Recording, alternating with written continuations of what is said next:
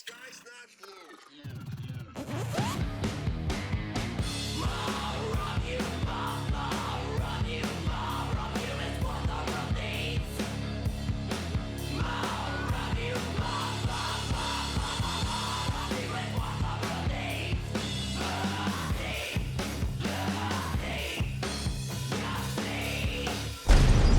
You need to understand that when the time comes, I'm going to be taking over.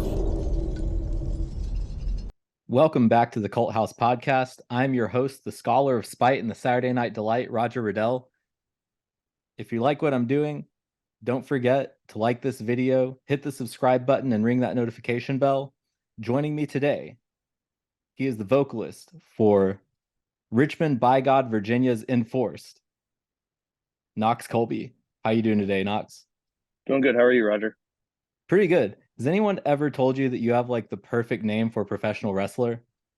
Knox Colby. I wrestled in middle school, but I didn't pursue it. I wasn't very good.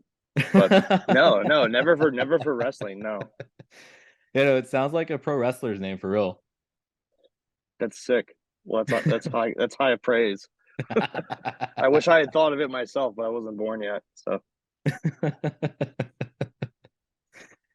Yeah, so I've actually my introduction to Enforced was last year on the Decibel tour. So I caught the Baltimore show back when I was living down in DC. Like I'm in Chicago now.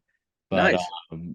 Yeah, it was a great tour, and I think it was a great tour to like be introduced to you all on.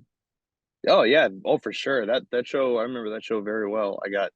I almost got dragged out by security from that show. Hey, you're stage diving, right? Yeah, for stage diving. Yeah. Yeah. I would do it again. No problem. I know that's a great venue too, the soundstage. Soundstage, yeah. I think that's the first time I've ever even been in there.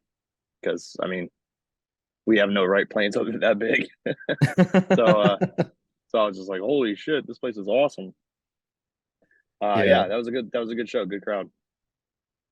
Yeah. I mean, you mentioned that you feel like you don't have a right play anything that big, but like when you're going from playing house shows to maybe like a small sort of venue to a venue that's around that size, Yeah.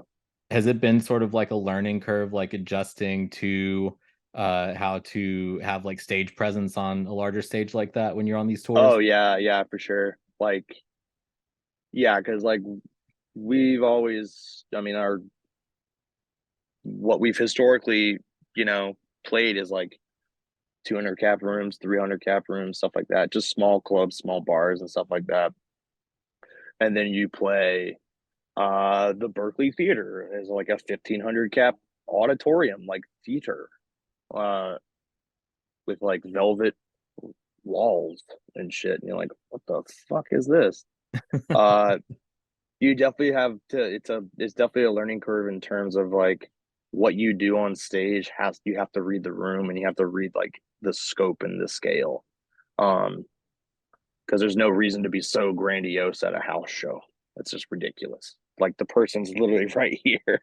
You don't have to talk to the whole room. You can only talk. You only have to talk to one person, which in that regard, I think that's pretty cool. But yeah, like when we played for the children, that was a huge room as well. So yeah, it's a learning curve, but luckily the crowds usually are pretty forgiving. So if you look like an idiot up there, it's totally fine. No one's looking at you like that. They're all hopefully headbanging and circle pinning and stage diving and shit. Yeah. I mean, it's that's the thing that I think about every now and then. Just from like the best example I can think of off the top of my head is another Richmond band, Lamb of God, from like seeing them in their early days in smaller venues and then seeing them like move up to doing Ozfest and doing like direct support for Ozzy, and like how I think Randy in particular had to adjust to having more stage presence, and like now you just see him like running around and like diving all over the place. Yeah, and he's got like springboards all over the place. He's yeah, it's a show. It's a show at that point, like a proper entertainment, because he's playing on such a large scale to such a large amount of people that like he has to jump 13 feet in the air, or else the people in the back don't see him ever. So yeah, I hope I never have to do that because I'll just break my knees. It's not this. Hopefully there's like a huge Megatron or something like that. But one day, hopefully we'll get there. Yeah. That'd be fun. Yeah, no, it's there's always just like it sticks out to me like all the time that there's just like all this once you get to that level, there has to be like so much more show, and it's Yeah, it has to be more of a production than just a band playing. yeah, yeah, and it's like now you're when you get on these tours like the Obituary tour and things like that, you're kind of like getting this glimpse of like, oh, this is like the level to Mhm. which you have to like step everything up even more. Yeah, well, I mean, like all the boys in Municipal Waste, like they're huge. They're good. They guided us pretty well because I mean, Tony is great at crowd banter and stuff like that. Something I suck at terribly. So whether it's like riling up the crowd, talking shit to them, or throwing a trash can at them, like shit, I never thought of. Yeah. I, I never thought to harass them like that. They love it. They love getting a trash can tossed at their head. It's nuts. So I was like, well, maybe I need to step my game up in some way, but at the same time, it's just like that. It doesn't feel natural, so I'll probably just headbang more and break Yeah. my fucking back. Like, sounds good to me. Yeah, I mean the first time I ever saw the Waste Dudes was in 2005 or 2006 in Louisville. They were doing a tour opening for Guar. Yeah, And Tony had this whole thing at the time where he had this platform that the front would hold up, and then he would stand on top of it like toward the end of the set, I think. that's But yeah, dope. yeah. It's like a whole other Yeah, level of crowd surfing. yeah. That he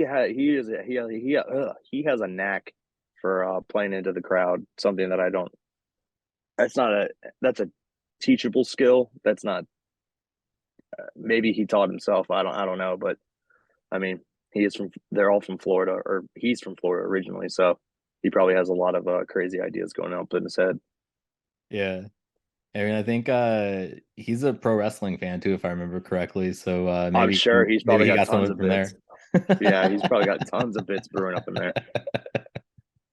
One day, I'll probably pay him for one. It's like, buddy, I need help.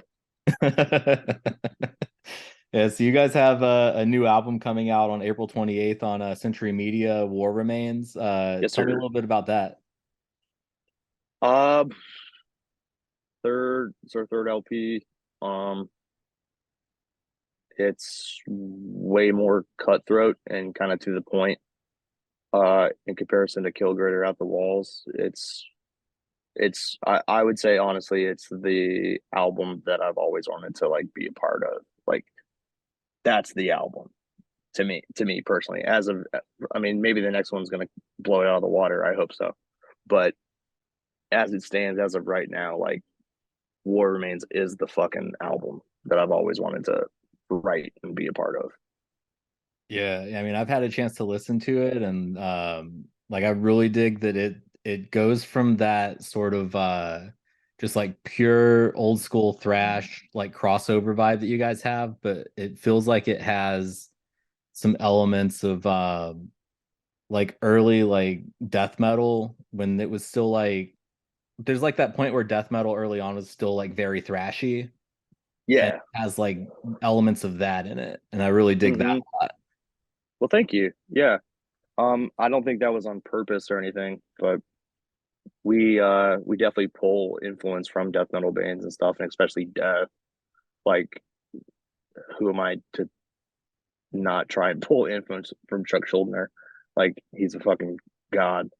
Um, but yeah, I think we're just trying to, instead of kind of categorizing it, every genre in each its own little pocket, just pick up all up and put them in a pot and stir it up and see what happens. And I think the records are a good um, representation of that. Yeah. It's just No, it's just aggressive. It's just aggressive music, like metal and all of its subgenres at its core. is aggressive. So why don't you just make the most aggressive music ever and that be it? Like not try to like genreify everything. Just make mean ass music. Yeah. I love the title of the album too, because it's like it hits that perfect kind of threshold of if you presented that to 3 or 4 different people and asked them what it means, you would probably Mhm. get 3 or 4 different answers because War That's Remains, good. yeah, War Remains could be like, oh, at the end there's only war, but then at the same time, like War Remains could be the remains of war. Exactly. It has multiple meanings depending on the person who looks at it. And I've tried to do that with lyrics as well. It's just like it's open to interpretation. Like I necessarily don't have the meaning behind it because someone else may read it and think something completely different. And that's totally fine. That's the point. Is to kind of keep it vague enough to where people start to formulate their own ideas about it and let them kind of run with it because like you may see this in a completely different light than what I was seeing it when I wrote it, and I think that's cool. I mean, that could lead to a fucking disaster, but if somebody really misinterpreting it. But at that point, I'd be like, that is not what that means at all. But Yeah. if it's just like, well, this is what I pulled from this song, or and 4 or 5 people have different interpretations of it, that's awesome. That starts a conversation, and that's has people talking about music again, and that's sick. Yeah, were you ever like one of the people that would go on like the lyric sites and like look at all of them, and then like eventually they got the ones where they had the comments and you would have people reading into whatever they Yeah, thought the lyrics meant, and then sometimes it would I be people reading interpretations into the it's totally wrong lyrics. it's yeah, there's some website that like specializes in that. I can't remember what it is, but I would notice like when I was like reading lyrics for whatever songs, like some would be highlighted and I would click it and it would just be some user's interpretation of what's going on. I'm like, that's really out there. And like, I don't know how you came to that conclusion, but I'm just happy you're reading. You're just happy. I'm just happy that you're reading. Like, that's crazy. Yeah. Out of control. But, I mean, hopefully that'll happen to me at some point. So, go with God. Like read them and let me know what you pulled from it, and then we can compare notes. Yeah, no, my favorite instances of that too are when it's like it's not even the right lyrics that are on the page to begin with. So people are Oh, I see what you're interpreting saying. the wrong lyrics too. Yeah, you went to the wrong song page. Yeah. Just folly. Yeah, just crestfallen. You went to the wrong one. You bared your soul to the wrong soul. Oops. Yeah, no, so how did Enforced come about? Like I know you guys have been around since I guess maybe like 2016, 2017, something like that.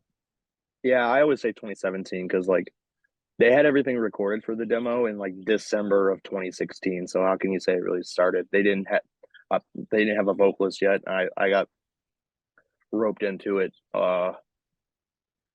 like close to New Year's Day 2017, and then like recorded the demo that in January, or like did my vocals in January. So and then the tape came out I think January. So let's just call a spade a spade. It happened in 2017.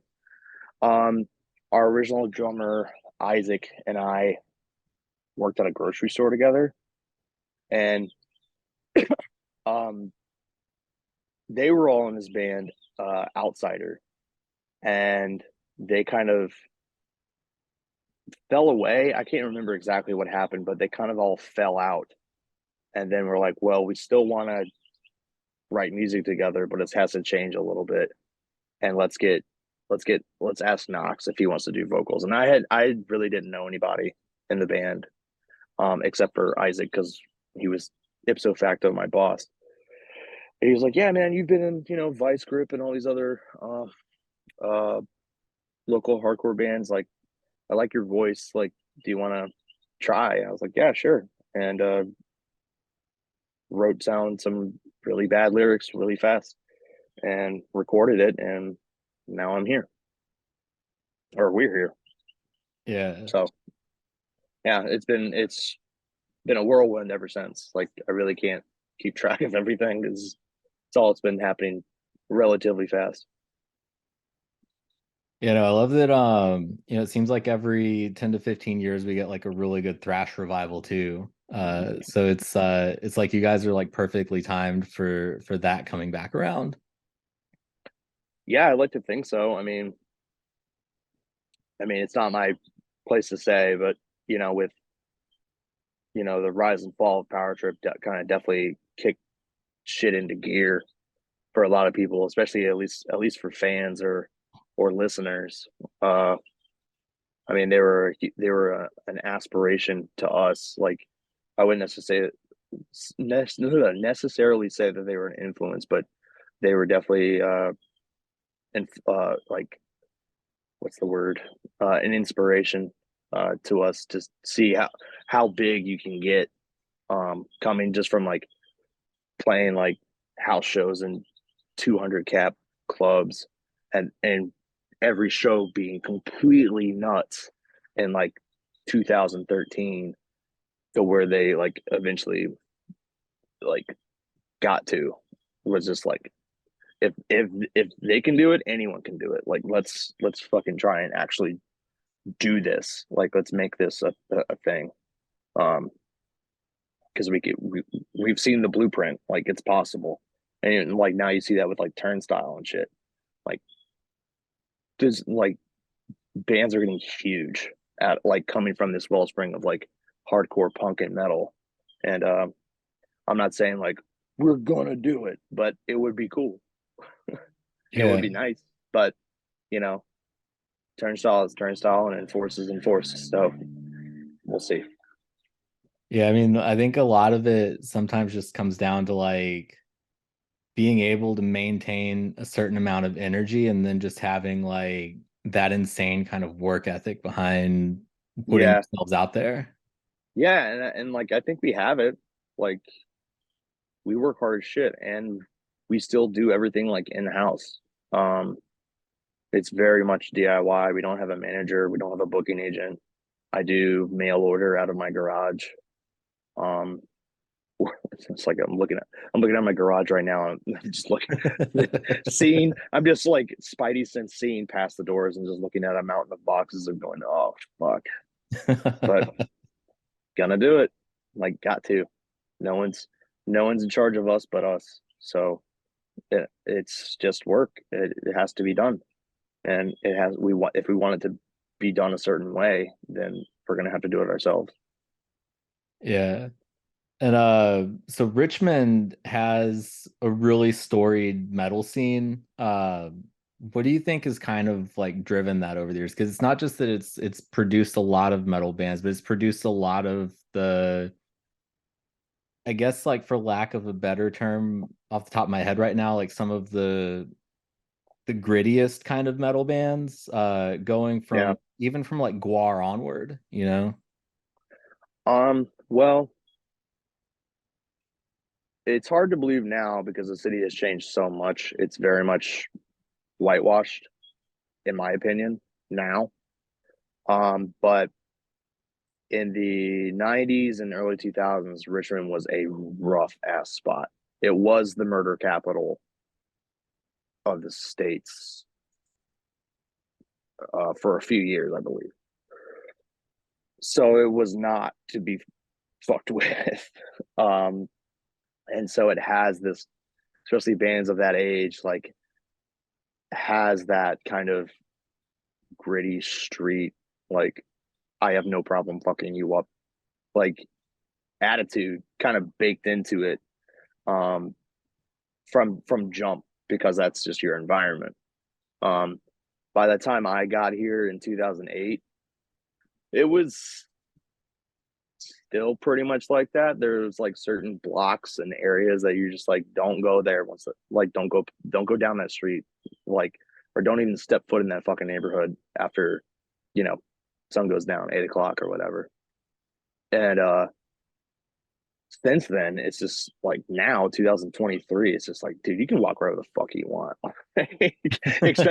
especially if you have the attitude of like anyone over the age of 32. Like you're a king of the streets because you've seen it at its absolute fucking worst. And now it's just like, oh, that's a bad part of the town. It's like, yo, are you kidding? Like, you don't know bad. Like half of this place it was like dilapidated and like uh totally vacant and just boarded up. And like people would just break the boards down and fucking, you know, sleep in there or start a house fire or whatever the fuck. Like, it's not like that now. So it's just, I miss how sketchy it was, to be completely honest. It kept you on your toes, but now it's just so like, it's like the snuggle bear. It's just like, wow, this sucks. Like there's no character into it anymore. But thank God Baltimore's still here. So like thank God for Baltimore. Still holding it down. There was a few years ago a TED talk that Mike Bishop from GWAR did, where it was about how the history of that city also had, you know, influenced the art that came out of it. And you know, particularly with GWAR, you know, it's this band of like alien conquerors who have slaves, and they came out of the city that, you know, historically was the capital of the Confederacy. Capital of the Confederacy, yeah. Makes total sense. But also, like, even with like local art and like, it's become a big mural town, like having big murals on the side of buildings and stuff like that. You can see the old ones and be like, damn, that's like incredible art, like, or like something super wild. And then some of the newer stuff is just kind of, they're not really socially conscious or anything like that. They're just a bunch of circles and like a lollipop with a smile on it. You're just like, the fuck is that? Like, what do you do? What is this? There's one on this this wine bar I've never been in called Bacchus. That's after the, I believe, is the Greek god of wine, like a bacchanal. And on the side of it is like this multi-headed minotaur with like 7 arms, and it's like melting down the building. It's fucking insane. That's awesome. I don't need the circles and the lollipop. Like, I want that because that's brutal as hell, and that's fine art to me. But that one's been there forever, and yeah. So it's just like you can tell the difference in like the local art over time. To see how it's become like less. I don't even want to call it offensive, but like it's provocative, I guess. Like it's just kind of getting dull. It's like, and now it's like the city's covered with it, and everything is painted in agreeable gray, and it's like this place has no like, it doesn't have any culture, it doesn't have any character, and stuff. But I also sound like a really grumpy old man yelling at a cloud. So I'll stop it there because I could go on for days about how much it fucking pisses me off. But I guess 32 is very old. Yeah, I mean, I wonder to an extent too, like when art just becomes kind of absurd Corporate and like pointless like that. Yeah. Corporate and banal. Yeah. Like, I think some of that too, periods of like absurdity where there's like not really any direct meaning in art sometimes come as a response to having had to like process a lot of stuff over like years too. Because like I think at some point once once you've had like enough stuff go on, people reach a point where they're just like, we don't want to think anymore. We just want Yeah, something that is like pointless and just there. and cute. But Yeah. I will say, there is a lot of, especially after all the George Floyd riots and protests, there is a lot of socially conscious and like pointed um, murals and stuff that try to expose, racial injustice and shit like that. Especially in the OG capital of the Confederacy, you kind of need to pound that nail home a lot. Yeah. And so there's plenty of that, which I'm fucking down to see. But because I guess that's the new provocative. Um, and I'm fine with it. But the bougie bullshit has to go. Like, please, by all means, like paint over it in agreeable gray, and then we can start over and paint something fucking cool on it, like Yeah. a four-headed goat demon. Because why the fuck not? Like, I don't know. It just, if I was the mayor, it would be a different city. But I'm not, so I just have to deal with it. Yeah. You're not yet. Not yet. Maybe when the band finally fails, I'll run for office. Terrible idea. I know that they finally took the Robert E. Lee statue down, a lot of the other Confederate statues. They took all of them down. Yeah. Yeah, good. Fine. Yeah. Did they put anything up in the place of? I know there was like a campaign for a little bit. Gardens. It was kind of a joke campaign, but it was to put Odorous up in the place of the Yeah, I Robert mean statue. that would be cool. If it was the exact same statue as Robert E. Lee, but with Odorous on the horse, that would be cool.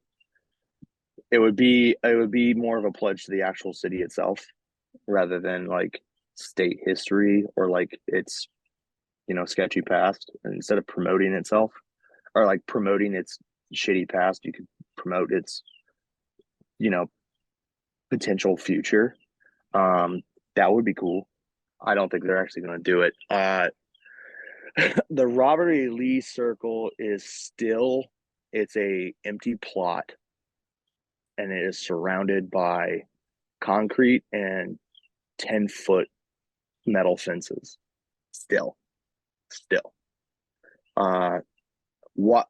Meanwhile, all the other statues that got taken down have been renovated and turned into gardens, which is awesome. They're gorgeous. You're just like, yeah, that's kind of what it should have been. And from the get-go, why they're very particular with the Robert E. Lee one, they just kind of built up this barricade around it and just kind of left it. So it might be like that for the rest of the time. I don't know what the plan is. I mean, in a sense, it's kind of fitting. It's like a empty plot for an empty idea. Maybe they should keep it. Yeah. You just changed my mind. Keep it. No, honestly, I like that. Keep it the way it is, and just put like a little, plaque next to it, and be like, "This is why it's empty." Yeah. Yeah, I mean, so I actually almost moved to Richmond back in 2017 because I was talking to Richmond Magazine about a job there. And I was either going to be doing like, I was talking to them about either being the food editor or the arts and entertainment editor. And I can't remember which one like I was closer on, but I ultimately ended up doing it because I knew long term I wanted to go back to Chicago. But that city I've always loved, like every time that I've been there, because I grew up near Louisville, and Richmond always reminded me of a smaller Louisville. Yeah, it kind of does. We played a show going out to the at the Gate store in Louisville, and it did. Yeah, it felt close. It felt really close. You're right. Didn't get to see much of it, but we, of course, trying to drive around trying to find a fucking parking spot. Like, you see kind of the architecture and stuff, and it really isn't that far off. It's probably built around the same time. Yeah. Big mansions on a small street. Yeah, that sounds about right. And then, cruddy little dives and stuff like that. pretty awesome, pretty cute. Yeah, I like Louisville. I would love to go back. But sorry, I just spaced. What are we talking about? Oh, we were talking about Richmond and Louisville kind of being the same. Yeah, I mean, they're both like Southern art cities, basically, at this point.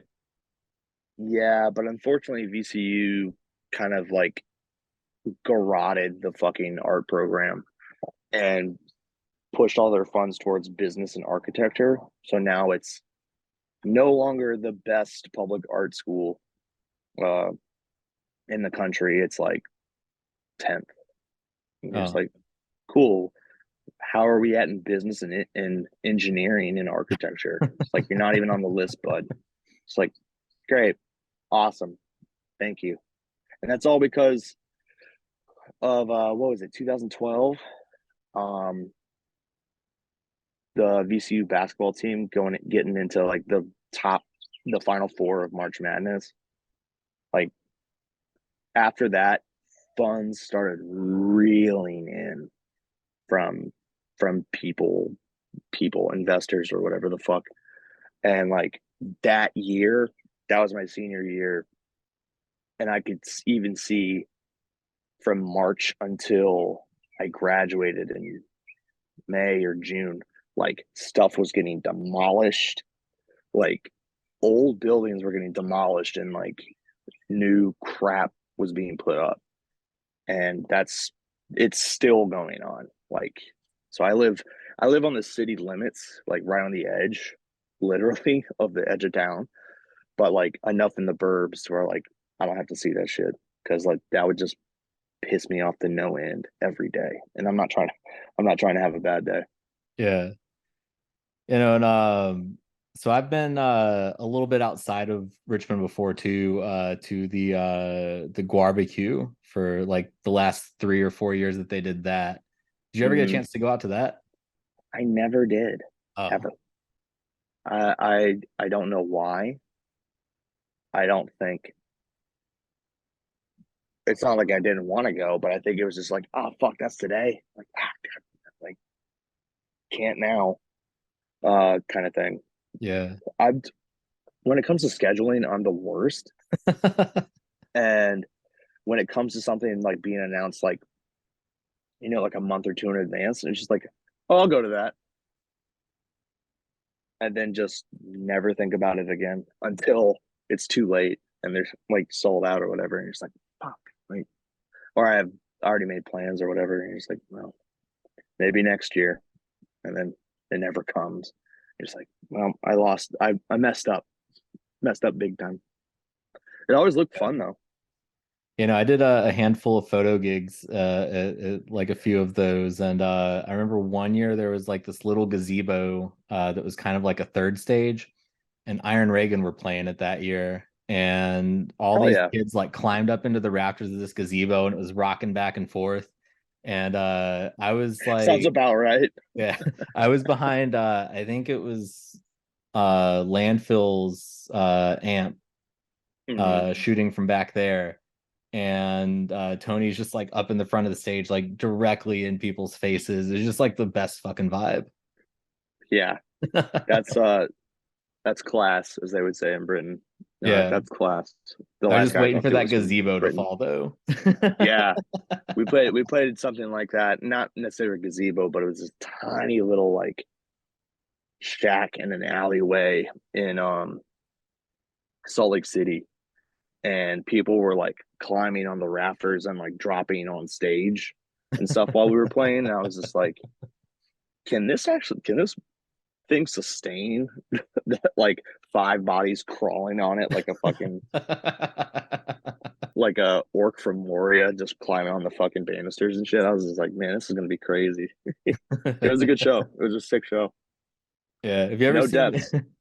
that? Just reminded me of the Slayer like War at the Warfield documentary. There's like a Mm-hmm. part in it where they're talking about the show that they played where a guy tried to jump from the balcony onto the stage, and he lands and like instantly breaks both of his legs, and he's like yelling and fighting with the paramedics because they're trying to take him away from the show and he wants to see the rest of it. Yeah, exactly. Yeah. Dude, we saw me and Isaac and two other guys. We went and saw the final Slayer tour that hit Virginia Beach. And once they were done, like done, like said their goodbyes and like they're doing the kisses and everything and like walking off stage.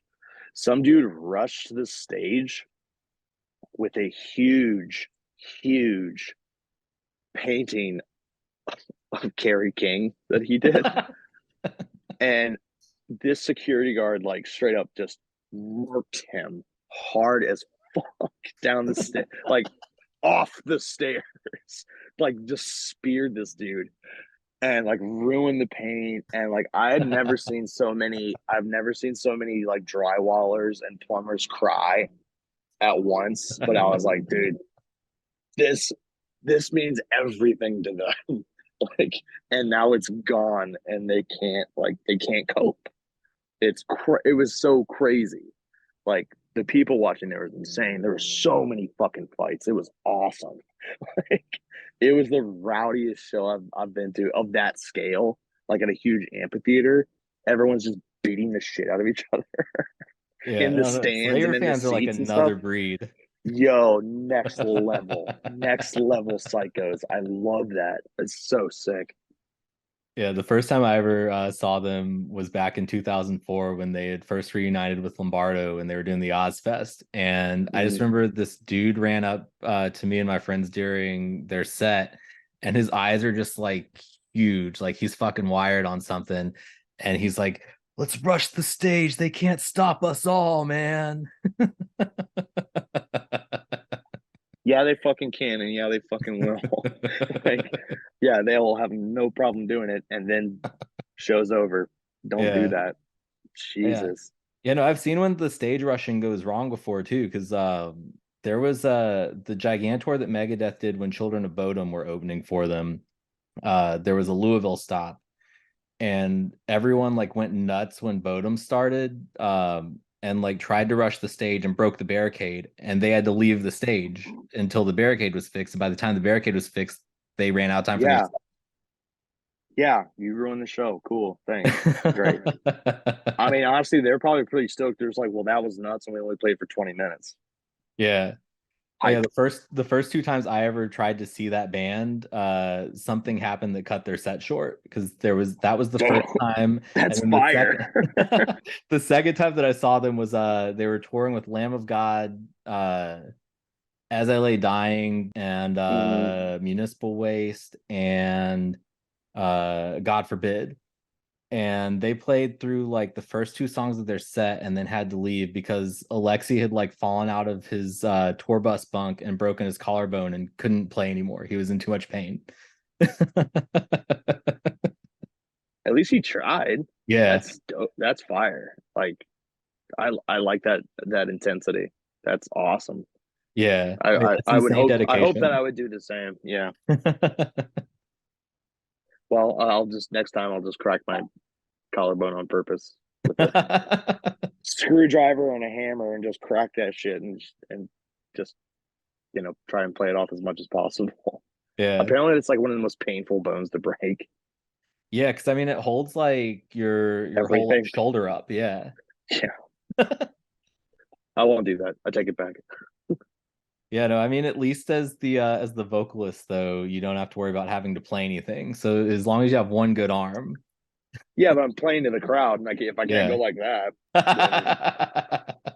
then I fractured my elbow on the At the Gates tour and had to wear a sling for like the last like 4 shows or something like that. That sucked.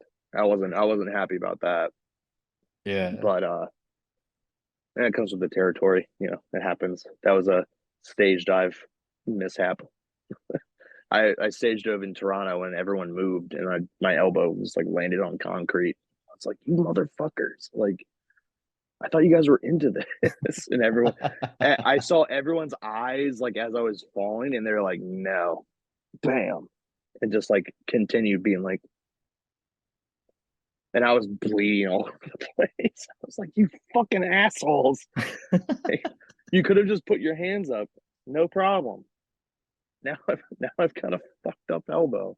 and I Yeah. have to tour for like another 6 days. Thank you. Awesome. Great. Appreciate it. I was gonna ask about that in regard to the whole Baltimore thing. Because I was gonna ask if you've ever been worried that no one's gonna catch you, but apparently sometimes people don't catch you. Yeah, they don't catch me. Like, Yeah.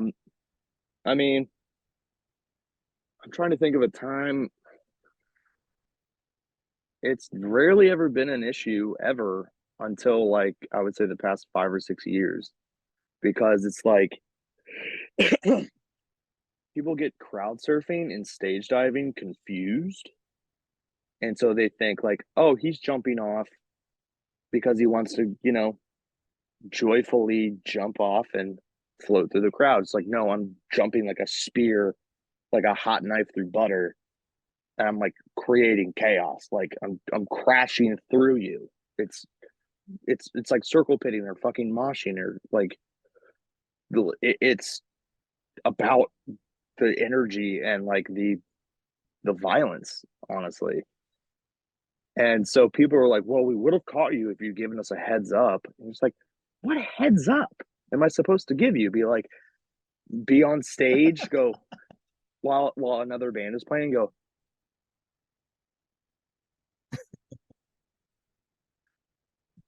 like, why would I do that? Yeah. Like, that's so, no, you get up on stage and you jump the fuck off. That's it. There's no thinking about it. Like, just get up there, get off. Like, whatever happens, happens. It's a roll of the dice. So if no one catches me, no one catches me. If people catch me, fine.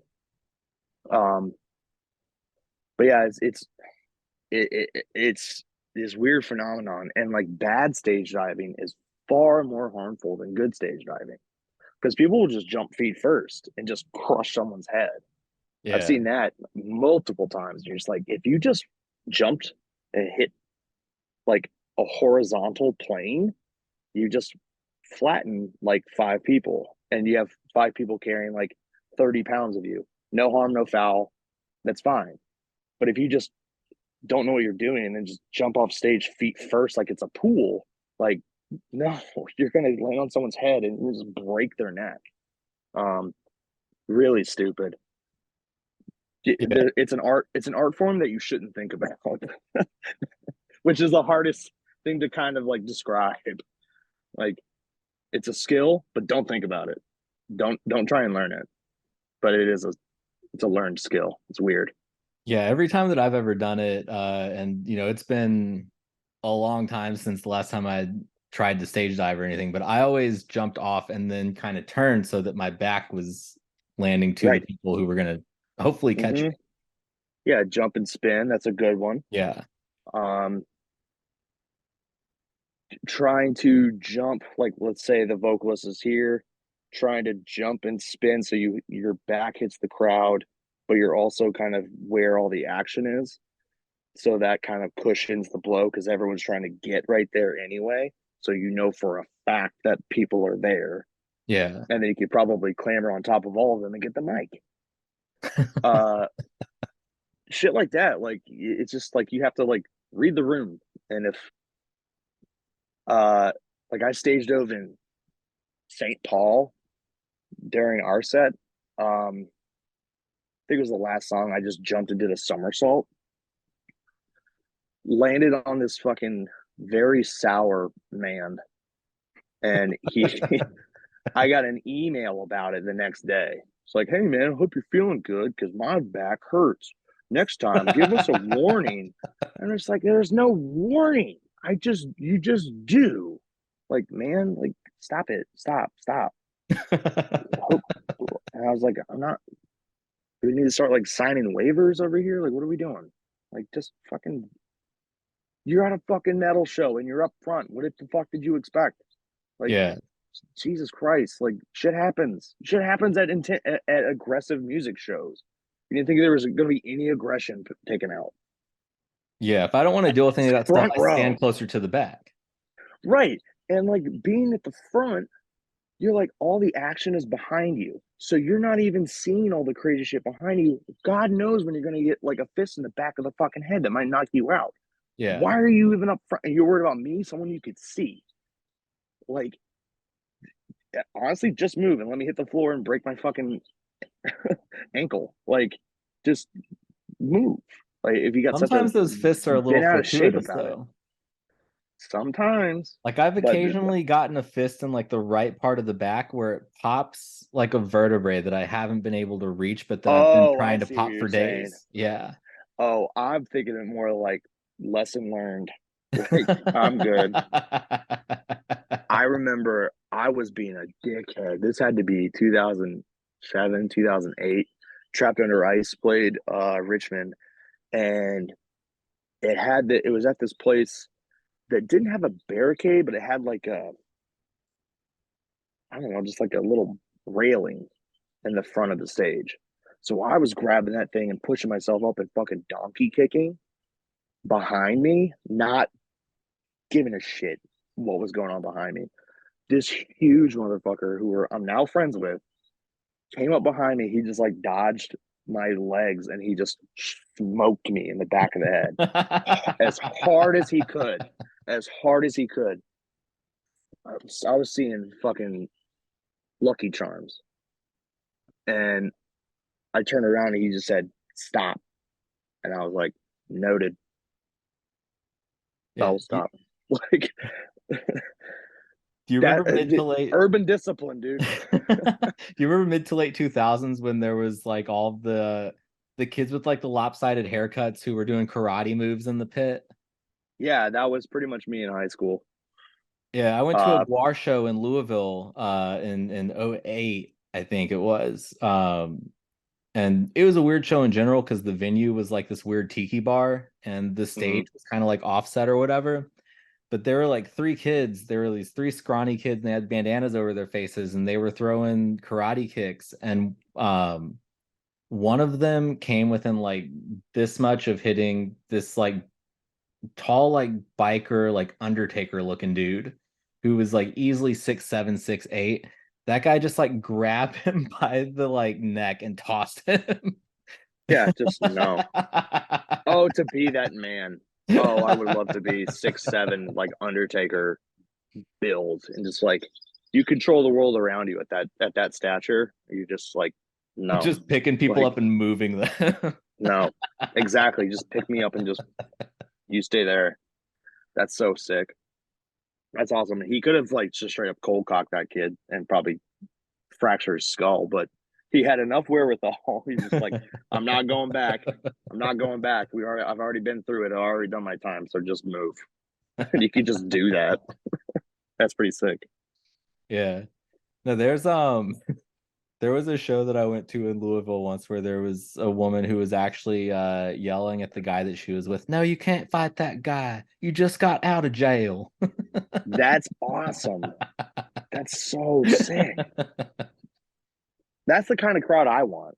I Yeah. want like guys who have done time and like, but I want them to feel comfortable and being violent and but like get your aggression out here so you don't do it out there.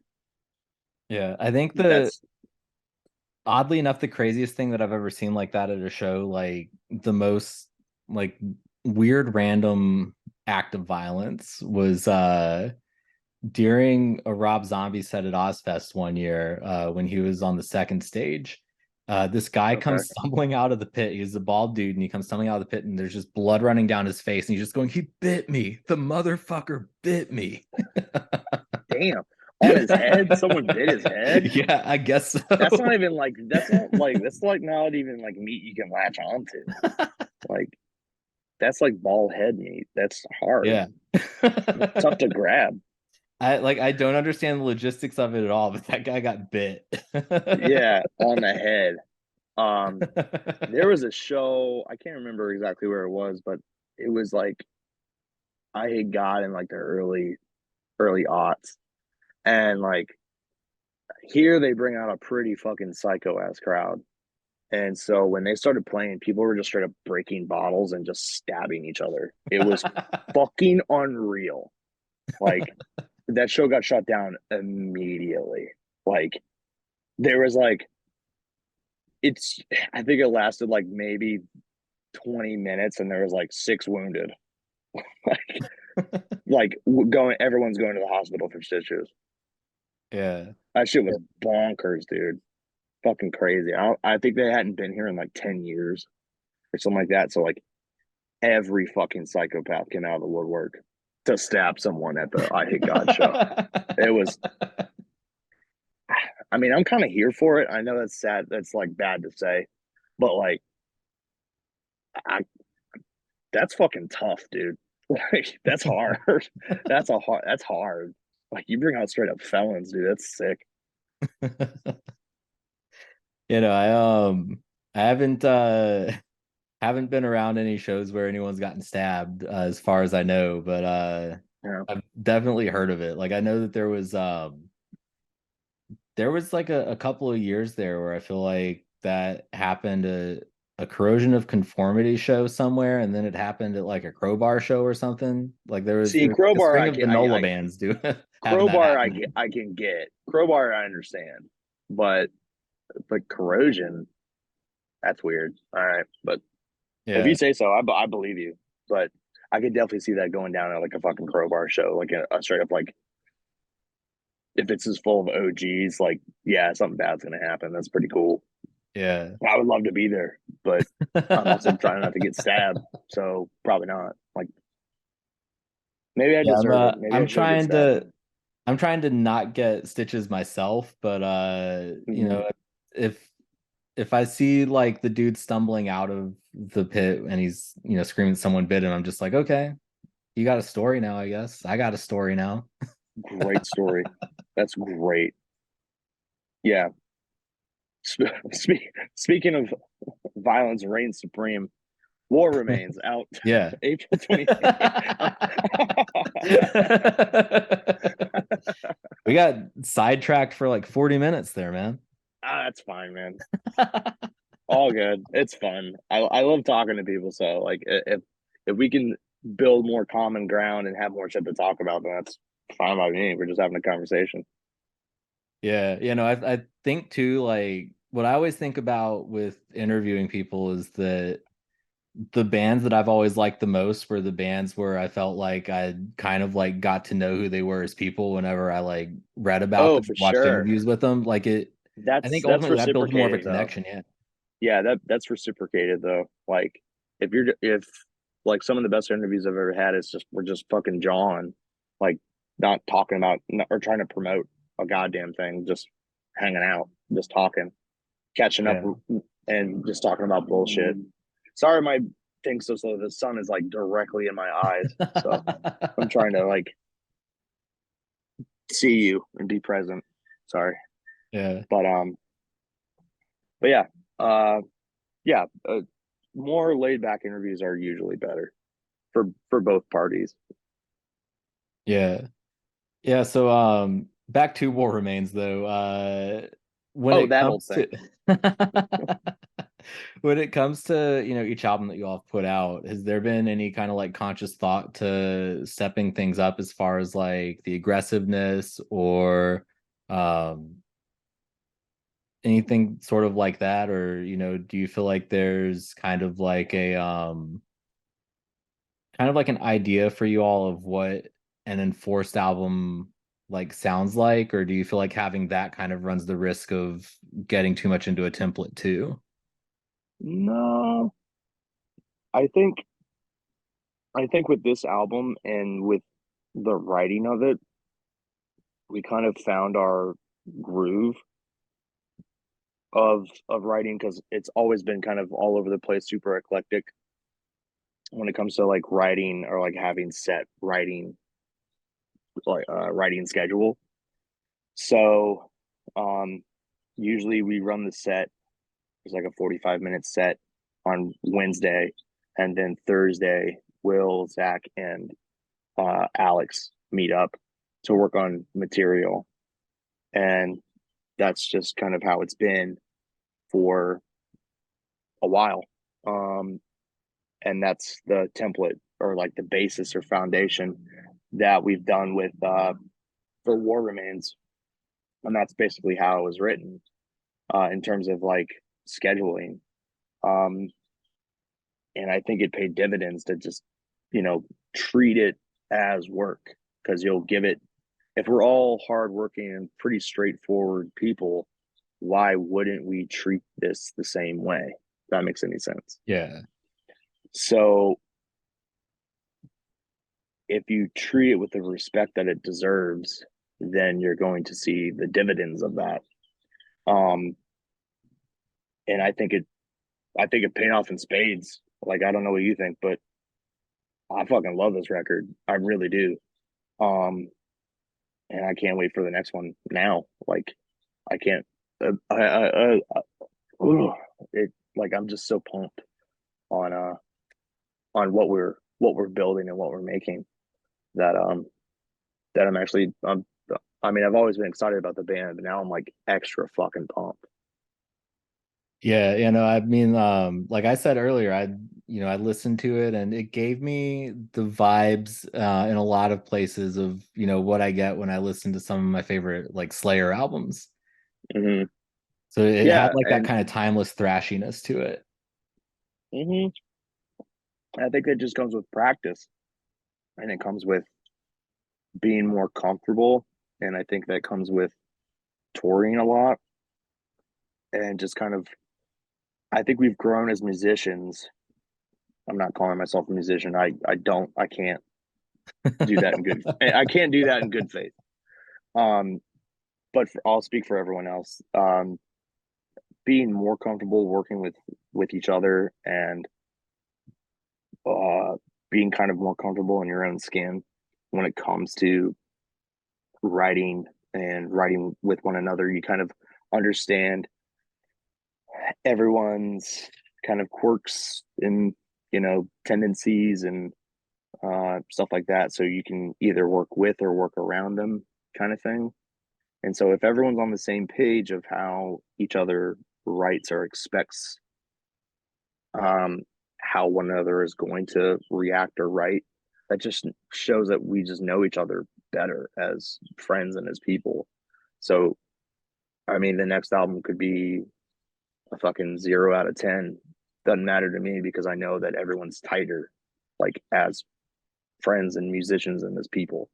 So, I mean, I think it's overall a super positive experience. I mean, I think at the end of the day too, like ultimately the to some extent, like everyone does kind of want their album to be like well received, but at the same time, like the bands You that can't I've please that. always You can't yeah please everyone all the yeah, time. and the bands that I've always liked the most were always felt like they were mainly making the music for themselves because they were going down a path that they wanted to go down, and they were also Mm-hmm. they're doing that first, and then as much as you're making it for the fans, you're doing it for your own sort of like Yeah, but like, you're not making the music for the fans. You're yeah just making the music in hopes that the fans appreciate what you made, you know? yeah So you don't necessarily, it's in the back of your mind, but it's not like the main reason for you doing it. Does that make sense?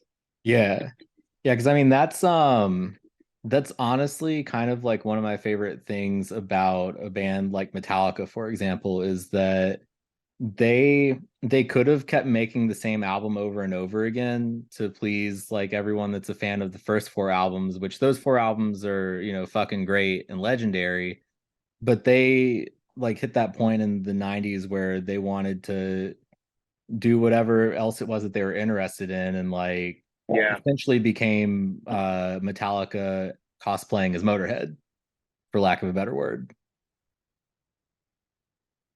Are you saying about them now? I think so, a little bit now, and I think a little bit on because I think Load is like very much just like a hard rock Oh, dude, like yeah, I album that I love could see Load. I could see I Motorhead love Load making and that Reload. one. Yeah, they're, Stain Anger I though is mean, Metallica getting too much in their head about what the fans want and trying yeah, to please that's the that's fans of bad. that era. It's That's Metallica trying to bad. be Corn. Yeah, it's bad. Um, it's just it's just objectively bad, and like, you just can't defend that album. Sorry. Yeah. Uh, and it created a whole subgenre of people dialing in their snares to sound like they're kicking a kickball, and that wasn't good. Yeah. um New God, Metallica. oh but you know, at the same time, like, they wrote the album that no one wanted to write, and they did it, and they put it out, and you know, that takes balls, Yeah. honestly. um so I guess, even as much as I don't like it, good for you. Like, that's insane. Like, you you put out the album that no other band would ever put out. Yeah. That's a feat. That's a feat. I'm trying to be positive here. You know, that the best way that I've ever been able to explain that album beyond it being Metallica trying to do new metal is that it, like, every now and then I'll go back and try to listen to it, and I'll get midway through and just be like, there's something in some of these songs, but they don't work the way that they're written. And it sounds like they basically like recorded the demos and then put the demos out as the actual album. Yeah, that's how it feels. They're just like, you, with all the money in the world and all the time in the world, that's what you came up with. Yeah. And all the banana stickers in the world. Next question. No, I'm kidding. I told you we're not going to talk about the banana stickers. Although I do think the thing that I appreciate the most about that album too is that um the Some Kind of Monster documentary Is gave every the is the best, the best the eternal music inability of Dave documentary Mustaine to ever. get over getting kicked out of that band like 40 plus years ago is incredible to me. Like, even to this day, he still obsesses over Metallica. It's so nuts, but like, I get it. But like, I was talking to my a friend of mine that was my roommate. He just moved out like a couple weeks ago, and I saw him at a show the other day, and we were talking about, like, he was like, I think he was like channel surfing, like Netflix searching with his girlfriend at their new spot, and she scrolled past Some Kind of Monster. He was like, "No, we have to watch it." And she's like, "I don't like." She's like, "I don't even like Metallica," and he's like, "It doesn't matter. Like, if you know anyone in a band, you have to watch this. You have to watch this documentary, because it's literally every situation that every single person has ever been in, if you've been in the band. But like, you know how to, like, approach it and go about it. They do everything wrong. Everything wrong. Yeah. Well, it's not even And it's that it doesn't matter, it's that nothing else matters. oh, fuck you, dude. I I set myself up so hard for that one. Touche. All right. But yeah, they watched it, and she was like glued to the screen, being like, "This is psychotic." And my old roommate Joey, he was just laughing. He's like, "I told you, it's the best. Like, it doesn't make everyone is out of their fucking mind." And they're like, the behind the scenes therapy sessions. Like, why the fuck do I need to see that? Like, as a viewer, as a fan, like, what? Oh, and Lars's Oh my, dad like showing up is just like this Lars's wise dad, like wizard. yes, the fucking the Wizard of Taste, like, showed up and just like, it sucks. Fucking Charlie Brown walks out of there. Unreal, fucking unreal. Oh That my and god, I all the love it scenes so of much. Lars talking about selling pieces of his art collection or getting like new art. Just like, yo, your head is so out of the game. Like, you were writing an album and you're worried about your art collection. Like, get the fuck. Like, that's do you not see the problem? This is the problem. Your head's Yeah. not in the game at all. Luckily my art collection is good to go. I think all of our art collections are good to go. Yeah. Uh, we're doing the album's doing pretty well. And yeah, so nothing to worry about. Yeah. Yeah, What kind of touring plans do y'all have ours. coming up? I was gonna say our documentary would be called like some kind of plushy toy. Uh, uh, no, none of us have art collections. Jesus Christ. Uh, I'm such an idiot. I'm sorry. Uh, touring fans. Let's see. We're going on tour with Venom Inc. and Exhumed and Acid Witch uh, from June to July. Got some extra dates off. This not with them, but after that, it hasn't been announced yet. Then we have another full U.S. tour that hasn't been announced yet, but should be soon. Um, and we're playing some festivals. I believe we're playing Dark Lord Day in May with Cannibal Corpse and Pelican. That'll be fun as fuck. And then we're playing Full Terror Assault, which will be a lot of fucking fun. I was gonna say that's close. That's your neck of the woods, right? Yeah. I'm actually drinking 3 Floyds right now. My man, it's set in stone. Are you going? If I can get down there, probably. I don't have a car right now, but If you can get down there. I know a bunch of people that are probably going, so more than likely I can finagle a way down there. I was gonna say Chicago isn't organizing like a party bus. Like I was gonna say, fucking. I know Reggie's. Reggie's has all those buses in the back. Like you could probably get a ward bus going. Yeah. That'd be I fun. know enough people that are going that I can probably hitch a ride with someone. Okay, cool. All Yeah. right. Well, if you come, fucking hit me up and we'll hang out. It'll be a good time. Yeah, I wanted to hit up Dark Lord Day for a while because I've never gotten to try Dark Lord. Like when I was Me neither. apparently they have, the limited run of the bottles, but you can get it there at the brewery itself a lot easier, like just on the tap or whatever. Oh well, I'm not From near what the I've heard, tap. I don't know how true that is because I've never been to Yeah, Three Floyds, but yeah. yeah. I'm not near the tap, but I know we're making a beer with the Vale Brewery in Richmond. Um, that'll come out the same day that the album comes out, and that's going to be a black Kolsch. I don't know if you're a Kolsch guy or not, but it's really earthy and like dark. It's dark, uh, in a good way. Yeah. Um, it's I mean, I really usually it's only really do tasted. darks.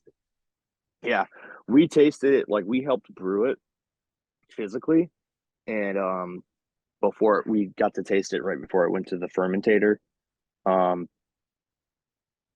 and it tasted fucking really awesome. Like even if there were no alcohol in it, honestly, you could bottle that shit and I would drink it every morning. Like it would be a good substitute for coffee. It doesn't taste like coffee, but it kind of has the same, I don't know, notes or vibe of coffee. If that Yeah. makes any sense. Yeah. If it was served as a hot beverage, I would fucking destroy it. So I'm curious to see how it tastes once it's done. Our bassist works at the brewery, so he tastes it every week. Fuck him. Um, and he's just like, "We're almost there. Yeah. It's so good. It's so good."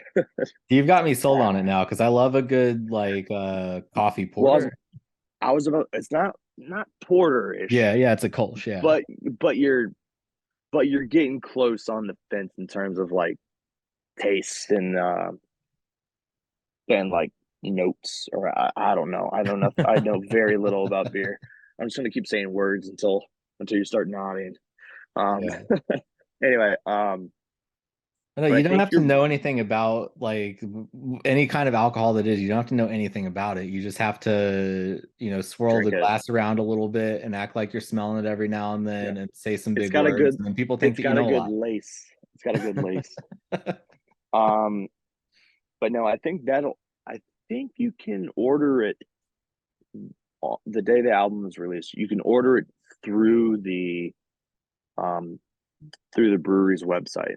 So you don't necessarily have to, it's not like you have to come to Richmond to fucking buy it. Like Yeah. you can, but it is pretty low in terms of quantity. I think it's like 1,000 cans, which that ain't that much. But after I'm done with it, it's gonna be like 10. So hurry up for real. It's really fucking tasty. Yeah. You ever been to Eh, Adroit Theory up in Purcellville? I know the name, but I know I've never been to Percival. Oh, that brewery is really fucking good too. It was probably my favorite brewery up in that like Northern Virginia area when I was up there. Mm-hmm. Yeah. We went to when we were on the Save to the Grave tour. Phobophilic was having a beer made through Cosmic Eye. That's out in Lincoln, Nebraska, for the Decibel Near Metal and Beer Festival. So we were like, "What's up? Like, let us in."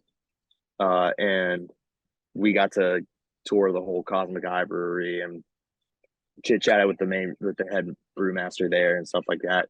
So hopefully there's a collaboration at some point with them, because they make fucking awesome beer, and I think they make a black Kolsch as well, which is also really good. They're fun. Beer's great, man. Yeah.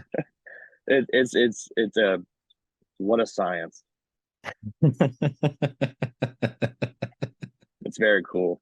And yeah, meeting more people in like the beer world and stuff like that, like that's really awesome. And Ethan is so into that stuff. He likes sours and gozes and shit like that. I can't stand it, but like I'll try anything once. So Yeah. some are better than others, but I, nothing beats the king. So, Yeah, that's a good approach to have with everything though, is try anything once. So with beer or with music.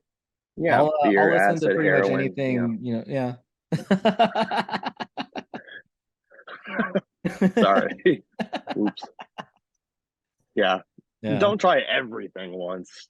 Well, yeah, no, Most things I once. meant more with more along the lines of with beer or with music, was what I was Mm-hmm. trying to get at. But slipped up there a little bit. I'm fine. I'm just fucking with you, man. Yeah. Just try it. If it doesn't work, it doesn't work, but just try it. Yeah. Although there's a lot of music that I've only heard once that I wish I could never hear again. Well, So see, that's the yeah. problem. It's like, well, try it. Don't put it out, but just try it. Try Yeah. and see if it works in the studio. If it doesn't work, don't do it. I think there's a lot of ego involved in all that. It doesn't have to come out. Doesn't have to be there. But if someone's like so fucking adamant about something trash, like has to be on the album, you're just like, okay, like your downfall. But yeah, I probably just offended like 40,000 fans, and I apologize. I don't know what you're going through. I don't know what you're going through in your personal life, and I don't want to know, and I apologize sincerely. Okay. Yeah. But you just if there's anything that we've learned from some kind of monster, all you have to do is send them enough banana stickers. Yeah, and you know, trust in Bob Rock, because that always works out. Yeah. Fifth Metallica member. Mm-hmm. Should have been Bob. That's fucked up. All right, I take that back. That's fucked up. I take it back.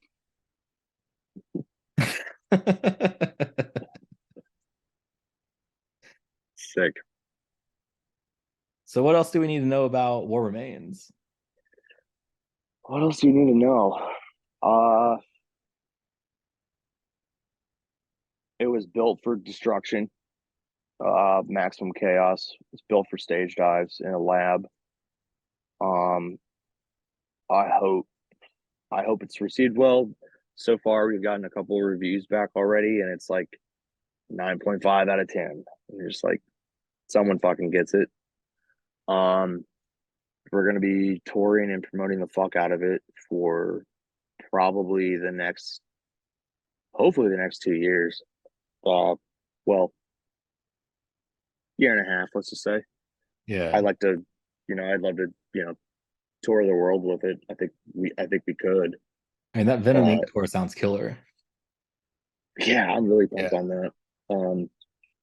I always try to keep like everything like. Granted, I don't make all the fucking decisions, but I always try and think of like tour, like tour packages as kind of like a cohesive unit. And I was just like, not necessarily the bands, but the people. And granted, I don't know the people from Acid Witch, and I don't know the people from Venom, but I do know the people from Exhumed. Just like, okay, so like, there's a couple homies on the tour. Awesome. Like, that's gonna be fun. If everybody else is mean, I still got my friends there. That'll be fun. Yeah. And I did an interview with this guy from Ireland, Oren, and it was right before the Venom tour got announced, and I told him about it, and he was like, "Oh, I actually interviewed them. You'll fucking love them. They bust balls so hard." And I was like, "Okay, cool. Send me the link." And he sent it to me. I watched it. I was like, "I'm gonna get along with these motherfuckers so fast. Like it will be instant, like friendship, because they just ragging on each other so hard." And I was like, "Yes, yes." Like, these guys are These guys are friends. Like that's awesome. So I hope I become friends with them. We'll see. Yeah. And obviously the same makes sense to Acid Witch and stuff. Like I don't know anybody in there, but Lord knows I may make my new best friend there. Who knows? I have no idea. But that's kind of how I like to think of it. Just keep it positive and keep it unique. If that makes sense. What do you think are the odds that you'll ever get a tour package that is Anthrax, Enforcer, and Enforced, the We Are the Law tour? Never, never, never, never, never, ever, never, ever, ever, never, ever. I did when we were doing press for Killgrid, I spoke to this lady in France, and she kept talking to me, or kept asking these questions that none of them I could answer, because I was like, I don't know what songs you're even referring to. And she's like, they're on your next album. I was like, do you think you're talking to Enforcer? She's like, yes. She's like, yes, it is right here. I was like, you're talking to Enforced with a D. And she was like, you could hear like shuffling through notes and stuff. And she just went, ah! and hung up and called me back in like 30 minutes. She was like, I am so sorry. I listened to the record. I was like, the record's 45 minutes long. No, you didn't. And she was like, and like hung up again and listened to the rest of it. And then like scribbled down notes. And she was like, so where do you get your ideas from? I was like, come on. Like this is like the textbook boilerplate question. Yes. And I was like, dude, I caught you red-handed. And she was like, I am so embarrassed. I'm so sorry. Like, I'm speaking with Enforcer tomorrow, but I saw the both names and I just got confused. And I was like, it's okay. We can do this really bad interview. But it's totally, if you don't want to do it and if you're not prepared, we can do it later. She was like, we should probably do it later. I said, okay. Never heard back from them. Just so embarrassed. I feel bad for her, but like at the same time, it's like, what the fuck, man? Yeah. Dude, with the accent that you were doing, I expected like one of the phone hangups to be preceded with like sacre bleu. I know. bomb. Yeah, it wasn't cool. Whatever. So like, I don't know.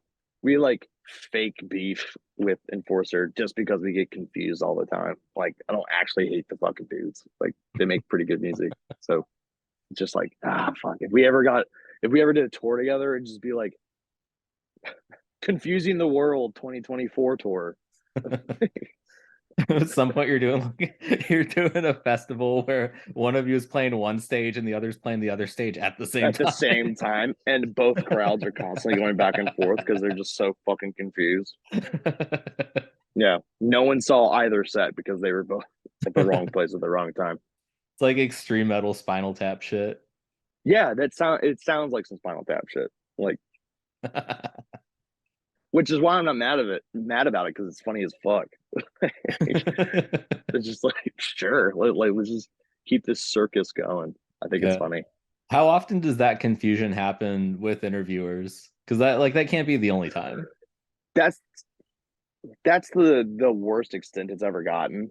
Yeah. But there has been times where like mid-interview, they'll be like, we're talking with Knox from Enforced, and then they'll just slip in an Enforcer just by habit, I guess. And I'll be like, no, you're talking to Enforced. They're like, that's what I said. And he's like, no, it's not. I'm like, what did I say? I said, you said Enforcer. Oh, okay, sorry. I'm just like, okay, that's like usually what it is. But no, that one lady was just like she was way wrong. But no harm, no foul. It's funny. It's an obvious mistake. Yeah, well, I've had you for a little bit over an hour now. I don't want to take up too much of your evening, but oh, you're fine, man. Yeah, I think when we were talking a minute ago about what else do people need to know about War Remains, I think the best way to sum it up too, along with what you said, is like basically, if anyone's been listening to this entire episode and just dug the vibe of everything that we're talking about, put that in like sonic form, and that's what that album sounds like, especially when we're talking about like all of the crazy like mosh pit shit. Like it sounds like the wildest mosh pit that you can imagine. It's about beating ass. That's it. Like it's coming for your fucking throat like the entire time. The second the needle drops to the time you got to pick it up, like it's relentless. And like, I don't want to say brutality because that's not the vibe, but it's just utterly just relentless. It just doesn't let up at any moment. I think it's a really unique and really cool record. Yeah. Well, thanks again for taking the time today, Knox, and everyone else. Check out Enforcer's new album, Enforced. Oh, fuck you. I knew it was coming. And I still fell for it. Check out Enforced's new album, War Remains, on April 28th, out on Century Media. Thanks again, Knox. You're welcome, man. Have a good one.